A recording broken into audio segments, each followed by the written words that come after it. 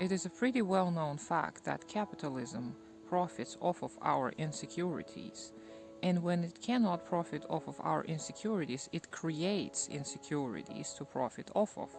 So if you're still not a believer of this, let me give you some examples from my own personal life where I have been tricked into thinking something was wrong with me and I unknowingly contributed to somebody else's profit.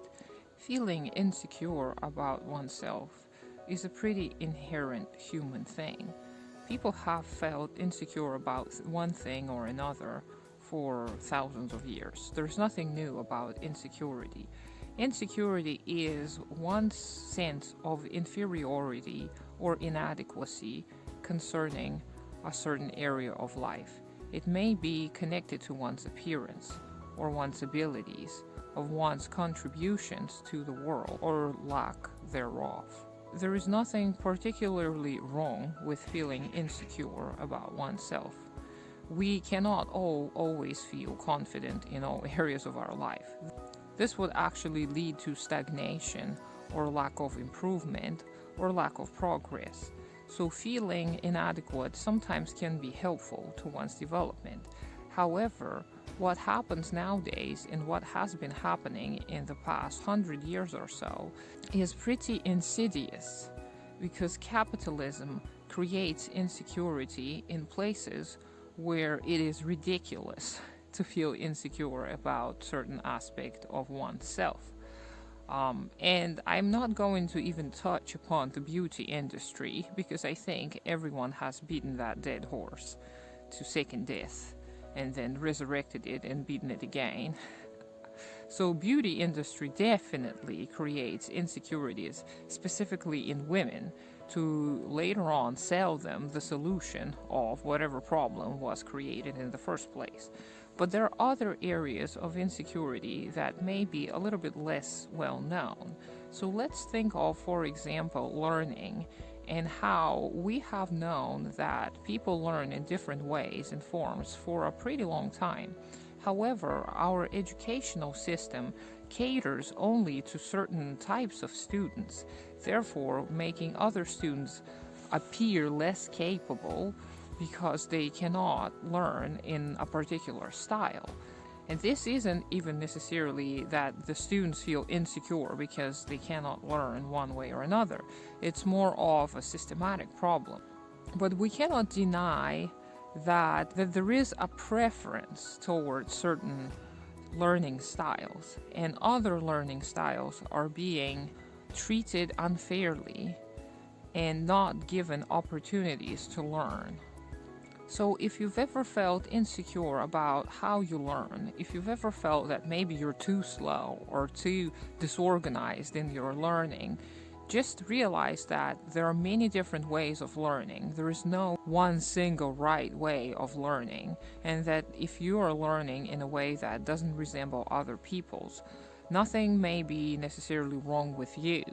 It may be that your particular learning style is not catered to in the modern capitalist world because they want you to feel inferior and they want you to put resources towards becoming a different person, which is ultimately pretty silly to do. If you learn in a certain way, you should continue if it actually is beneficial to you and it's not harming anyone else.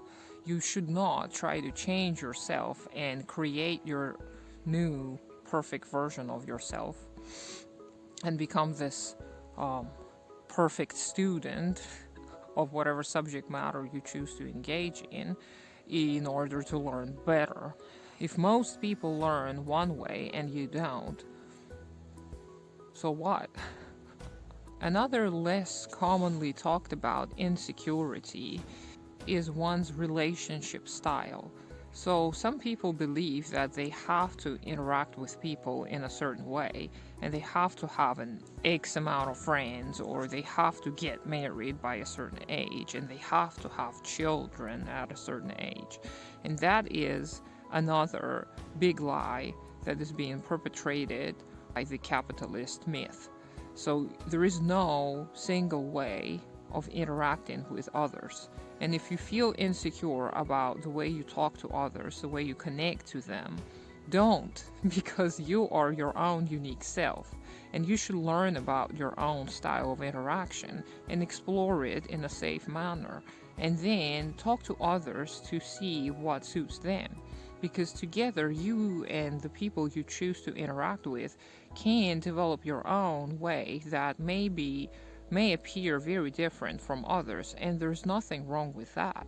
You can still enjoy the company of others, even if it doesn't fit into the narrative, so to speak. Even though these two examples may seem a little far-fetched, they actually show me personally that capitalism is trying to crawl into all the different areas of our lives and infiltrate us with beliefs that ultimately lead to us contributing more resources than necessary into the areas of life where we don't have to. And it may make us think about something to kind of take our time away, which is a resource as well, so that we cannot actually work on true improvements. So instead of focusing on how inadequate we are in all the different aspects of our life, we should put in as much effort as possible to dismantling the system that is not beneficial to any of us.